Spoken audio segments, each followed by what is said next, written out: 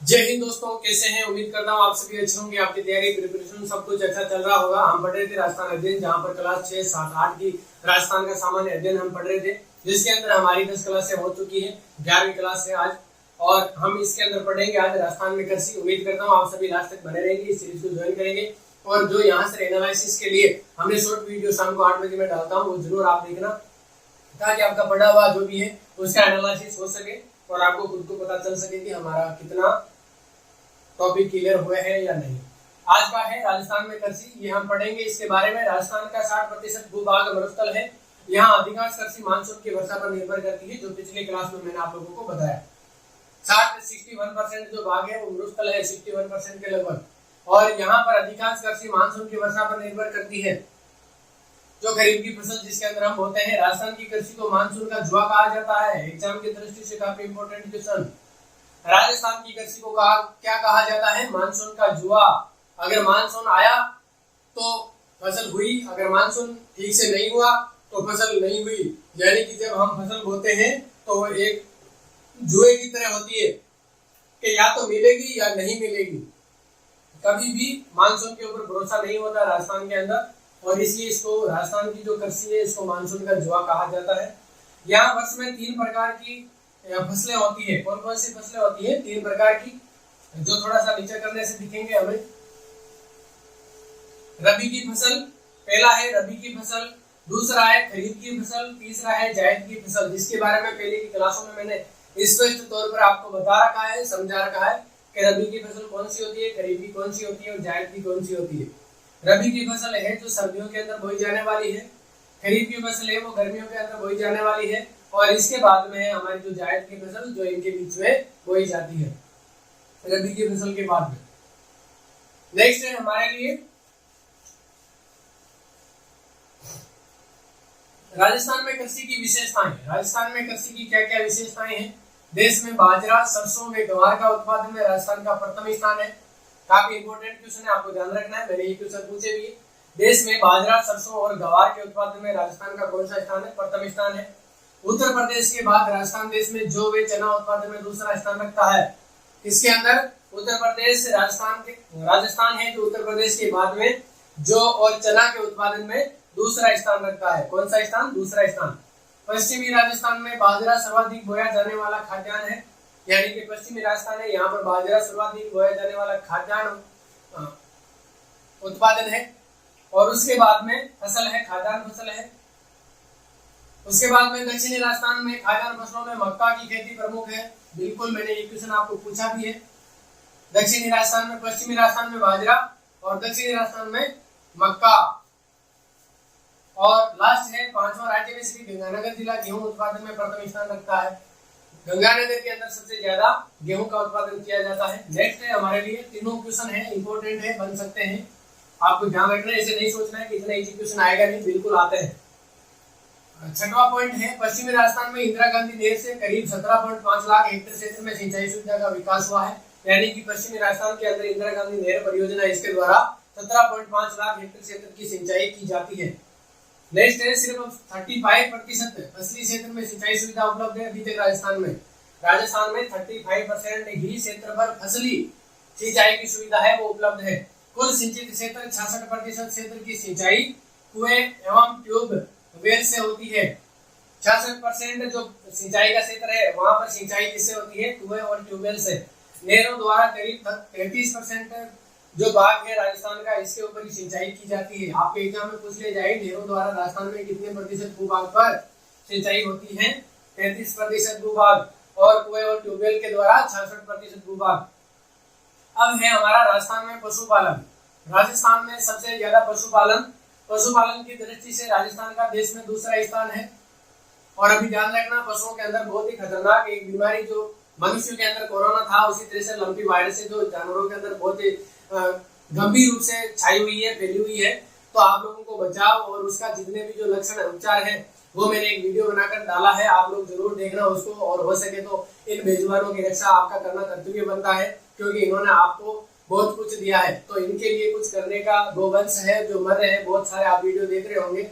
इनको बचाने के लिए हम कुछ तो उपचार, कुछ लक्षण देकर हम उनके लिए कुछ प्राथमिक उपचार तो कर सकते हैं, ज्यादा कुछ नहीं तो। आप लोगों को ध्यान रखना। दूसरा स्थान है पशुपालन की दृष्टि से राजस्थान का। तो सबसे ज्यादा अगर इस महामारी से अगर नुकसान हुआ तो भी वही राजस्थान के अंदर ही होगा, तो आप लोगों को ध्यान रखना है। यहाँ पर राजस्थान का क्या है, दूसरा स्थान है पशुपालन के अंदर। राजस्थान में भारत का लगभग 11.27% पशुधन पाया जाता है। भारत का 11.27% पशुधन ओनली फॉर राजस्थान के अंदर पाया जाता है। राजस्थान की 20वीं पशुगणना 2019 के अनुसार ऊंट व गधों की संख्या में काफी कमी हुई है। किसके अंदर कमी हुई है, ऊंट और गधों की जो संख्या है 2019 की जो जनगणना पशुगणना है, सॉरी जनगणना नहीं पशुगणना, जिसको 20वीं पशुगणना कहा जाता है 2019 की, यहाँ इसके तहत ऊंटों और गधों की जो संख्या है ये काफी कम हुई है। इसके बाद में गाय और भैंस की संख्या में वृद्धि हुई है। गाय और भैंसों की जो संख्या है उनके अंदर बढ़ोतरी हुई है। और राजस्थान में मुर्गी पालन पोल्ट्री फार्मिंग का व्यवसाय भी तेजी से बढ़ रहा है। कौन सा व्यवसाय तेजी से बढ़ रहा है, पोल्ट्री फार्मिंग, मुर्गी पालन का। इसके बाद में नेक्स्ट है राजस्थान में खनन, बिल्कुल बहुत ही इंपॉर्टेंट। और राजस्थान में हो चाहे कोई भी राज्य, उसका जो राजस्व का जो क्षेत्र है वो सबसे ज्यादा इन्हीं से आता है, माइनिंग से आता है, खनन से आता है, औद्योगिक क्षेत्रों से आता है। राजस्थान को खनिजों का क्या कहा जाता है, अजायब घर। राजस्थान में लगभग 67 प्रकार के खनिजों का क्या होता है, खनन। राजस्थान में सर्वाधिक उपलब्ध खनिज कौन सा है, रॉक फॉस्फेट। सीसा, जस्ता, जिप्सम, चांदी, संगमरमर आदि के उत्पादन में राजस्थान का एकाधिकार है। एकाधिकार से मतलब समझते हैं कि सबसे ज्यादा यहीं पे निकलता है। उसके बाद में चूना पत्थर, टंगस्टन, अभ्रक, तांबा, इमारती पत्थर अन्य महत्वपूर्ण खनिज है जो कहां पर निकलते हैं, राजस्थान के अंदर। और अरावली पर्वतमाला है, उसको सबसे धनी पर्वतमाला कहा जाता है। जहां पर सबसे ज्यादा खनिज है वो अरावली पर्वतमाला के अंदर निकलते हैं।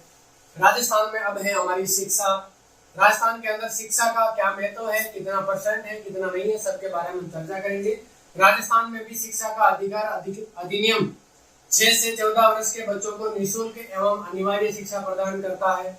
ये जो सभी जगह लागू हुआ तो राजस्थान में भी ये लागू है। 6 से 14 वर्ष के बच्चे हैं, इनको निःशुल्क और अनिवार्य शिक्षा प्रदान करना शिक्षा का अधिकार अधिनियम के तहत ये प्रावधान किया गया है। शाला दर्पण पोर्टल के माध्यम से राजस्थान में विद्यालयों की स्थिति को देखा और समझा जा सकता है। बालिकाओं के लिए इंदिरा प्रियदर्शनी गार्गी पुरस्कार एवं प्रोत्साहन देना भी एक महत्वपूर्ण कदम है, जो महिला बालिकाओं की शिक्षा को प्रोत्साहित करता है। क्या करता है, प्रोत्साहित। और कौन से 2 पुरस्कार है जिनकी घोषणा की गई है बालिकाओं के लिए, इंदिरा प्रियदर्शनी और गार्गी पुरस्कार। इसके बाद में वर्ष 2011 की जनगणना के अनुसार राजस्थान की कुल साक्षरता दर कितनी है, 66.11%। कुल साक्षरता कितनी, 66.11%। उसके बाद पुरुषों की साक्षरता 79.19% और उसके बाद महिलाओं की 52.12%। कितनी है, महिलाओं की 52.12 और पुरुषों की 79.19 और टोटल है 66.11। ये आपको ध्यान रखना तीनों आंकड़े, क्योंकि अभी जितने भी एग्जाम हुए इनके अंदर जनगणना 2011 से काफी क्वेश्चन आपके एग्जाम के अंदर आए थे, पूछे गए थे। इसके बाद में राजस्थान में स्वास्थ्य की स्थिति क्या है। राजस्थान की जनता के स्वास्थ्य के कल्याण के लिए 1000 की आबादी पर क्या है, स्वास्थ्य उपकेंद्र। कौन सा है, स्वास्थ्य उपकेंद्र। 1000 की आबादी पर, 1000 की आबादी है वहां पर क्या होता है, स्वास्थ्य उपकेंद्र। 30,000 की आबादी है वहां पर क्या होता है, प्राथमिक स्वास्थ्य केंद्र। और 1 लाख की आबादी पर क्या होता है, सामुदायिक स्वास्थ्य केंद्र खोले गए हैं। आपको ध्यान रखना ये आंकड़े कि कितने जनसंख्या के ऊपर कौन सा स्वास्थ्य केंद्र खोला जाता है। एग्जाम के अंदर पूछ लिया जाए तो काफी ये हमने ऐसा लगता है कि क्वेश्चन यहाँ से आएंगे नहीं, लेकिन ये छोटे छोटे क्वेश्चन एग्जाम में बनते हैं और हमें कंफ्यूज कर देते हैं। फिर हम सोचते हैं कि हमने पढ़ा था लेकिन ये क्वेश्चन कहाँ से आया। नेक्स्ट है हमारे लिए राजस्थान में स्वास्थ्य योजनाएं। राजस्थान में योजनाएं कौन कौन सी चल रही है जो स्वास्थ्य से संबंधित है। हम इनकी डिटेल चर्चा यहाँ पर नहीं करें, अभी ओनली फॉर मैं आपको नाम बता रहा हूँ कि राजस्थान के अंदर कौन सी ऐसी योजनाएं हैं जो स्वास्थ्य से संबंधित है। बाकी हम डिटेल चर्चा इनकी करेंगे जब इन योजनाओं के बारे में पढ़ेंगे तब। आयुष्मान भारत ये अभी चल रही है वर्तमान के अंदर। आयुष्मान भारत काफी इंपॉर्टेंट योजना है। ये महात्मा गांधी राजस्थान स्वास्थ्य बीमा योजना, उसके बाद में मुख्यमंत्री स्वास्थ्य और जीवन रक्षा कोष, मुख्यमंत्री राजश्री योजना, मुख्यमंत्री निःशुल्क दवा योजना, राजस्थान जननी शिशु सुरक्षा योजना, मुख्यमंत्री चिरंजीवी स्वास्थ्य बीमा योजना, 108 निःशुल्क आपातकालीन सेवा आदि। ये है योजनाएं कुछ हमारे लिए। इसके बाद में राजस्थान में परिवहन की क्या स्थिति है। सबसे इंपॉर्टेंट, राजस्थान में सड़क, रेलवे, वायु तीनों प्रकार के परिवहन उपलब्ध है। राजस्थान में कोई भी बंदरगाह नहीं, कोई भी जल मार्ग या जलीय परिवहन राजस्थान के अंदर उपलब्ध नहीं है, क्योंकि राजस्थान में ऐसी कोई भी भौगोलिक स्थिति नहीं बन रही। राजस्थान राज्य परिवहन निगम 1 अक्टूबर 1964 में स्थापित हुआ था। राजस्थान राज्य परिवहन निगम की स्थापना कब हुई? 1 अक्टूबर 1964 को। ये आपको ध्यान रखना है, एग्जाम में क्वेश्चन बनने वाला। नेक्स्ट है हमारे लिए सड़क परियोजना या सड़क परिवहन। राजस्थान में सड़क परिवहन की सर्वाधिक लंबाई जोधपुर में, न्यूनतम धौलपुर में है। राजस्थान के अंदर जो सड़कें हैं, इन सड़कों की सबसे ज्यादा लंबाई कहां पर है, यानी कि सबसे ज्यादा सड़कें कहां पर हैं? जोधपुर के अंदर। सबसे ज्यादा सड़कों की लंबाई जोधपुर के अंदर, और न्यूनतम या सबसे कम कहां पर है? धौलपुर जिले के अंदर। कहां पर? धौलपुर जिले के अंदर। NH15 है, ये राज्य का सबसे लंबा राष्ट्रीय राजमार्ग है। NH15 राजस्थान के अंदर कहां से गुजरता है? आप लोग जरूर मुझे बताना, काफी इंपॉर्टेंट क्वेश्चन है ये। NH71B राज्य का सबसे छोटा राष्ट्रीय राजमार्ग है। NH71 कहां से? NH71B ये सबसे छोटा राष्ट्रीय राजमार्ग है राजस्थान में, और ये कहां पर है? ये भी आप मुझे बताना, कौन से दो शहरों को जोड़ता है, कमेंट करके बताना। ये आपका काम है, ताकि मुझे पता चले कि आपकी तैयारी कैसी है, कैसी नहीं है, आपको क्या पढ़ाना है, क्या नहीं। इसके बाद में है रेल परिवहन। राजस्थान में रेलवे के 2 जोन हैं, कौन कौन से? उत्तर पश्चिमी रेलवे जिसका मुख्यालय जयपुर में, और पश्चिम मध्य रेलवे जिसका मुख्यालय कोटा में। राजस्थान में रेलवे के 5 मंडल हैं, कौन कौन से? जयपुर, जोधपुर, अजमेर, बीकानेर एवं कोटा, ये 5 मंडल हैं। इसके बाद में भारत का सबसे बड़ा रेलवे मॉडल कक्ष उदयपुर के पश्चिमी रेलवे क्षेत्रीय प्रशिक्षण केंद्र में स्थित है। सबसे इंपॉर्टेंट क्वेश्चन अगर आपको पूछ लिया जाए, भारत का सबसे बड़ा रेलवे मॉडल कक्ष कहां पर स्थित है, तो ये उदयपुर के पश्चिमी रेलवे क्षेत्रीय प्रशिक्षण केंद्र में स्थित है। कहां पर? पश्चिमी रेलवे क्षेत्रीय प्रशिक्षण केंद्र उदयपुर में स्थित है। नेक्स्ट है हमारे लिए यहाँ पर वायु परिवहन। वायु परिवहन राजस्थान में जयपुर, जोधपुर, अजमेर, उदयपुर में कोटा वायु सेवा से जुड़े हुए। जयपुर के अंदर अंतरराष्ट्रीय हमारा यह है, क्या बोलते हैं इसको, विमानपत्तनम एयरपोर्ट, जिसको सांगानेर के नाम से जाना जाता है। उसके बाद में जोधपुर में है रातानाडा, उसके बाद में अजमेर में है। अजमेर में प्रॉपर अजमेर में नहीं होकर ऐसा राजस्थान का पहला जो हवाई अड्डा है, जो अजमेर जिले के अंदर है, लेकिन अजमेर के अंदर नहीं है। कहां पर है? किशनगढ़ के अंदर, उदयपुर के अंदर है। और उसके बाद में कोटा के अंदर भी है, ये वायुसेना से जुड़े हुए हैं। और यहाँ पर जयपुर का सांगानेर हवाई अड्डा राजस्थान का एकमात्र अंतर्राष्ट्रीय हवाई अड्डा है।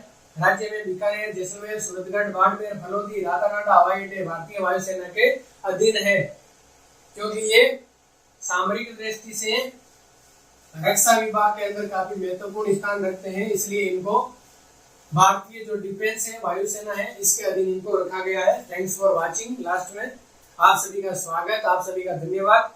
लास्ट तक बने रहने के लिए। आपका बहुत ही अच्छी सीरीज जा रही है, आप बिल्कुल इससे अगर जो 0 से तैयारी करा वो भी अच्छे से इसके अंदर गुण मिल सकता है। और जो 6ठी, 7वीं, 8वीं क्लास के जो बच्चे हैं वो भी पढ़ सकते हैं। जिन्होंने तैयारी पहले से कर रखी है वो रिवीजन के लिए भी पढ़ सकते हैं। काफी इंपॉर्टेंट सीरीज है। जय हिंद, जय भारत।